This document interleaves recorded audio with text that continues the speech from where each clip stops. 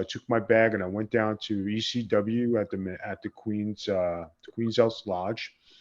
I saw Taz. I said, "Listen, I'd like to come for a job," and they told me come back next week, and I had to earn my keep.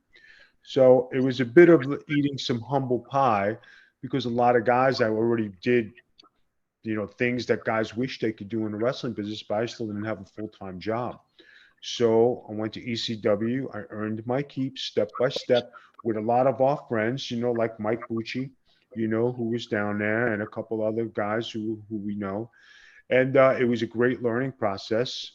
And then I had great matches down there. I had a good work ethic. They loved me down there. That's when I got the call to go to WCW. Any other memorable things that stand out for ECW before we go to WCW? Well, I got to wrestle RVD, and me and him had a great chemistry. I wrestled Sabu. I wrestled all the singles guys, right? So I went around the whole spectrum. I wrestled Taz's first championship match he had after he won the belt. And it was where Paul Lee didn't really have a single spot for me, and that's where we came up with the Baldies. And the Baldies were a good group. And I said, guys, if and it was a group that had inexperienced guys, and I don't mean that in a disrespectful way. It was guys who'd never been anywhere else except the Northeast, like we were.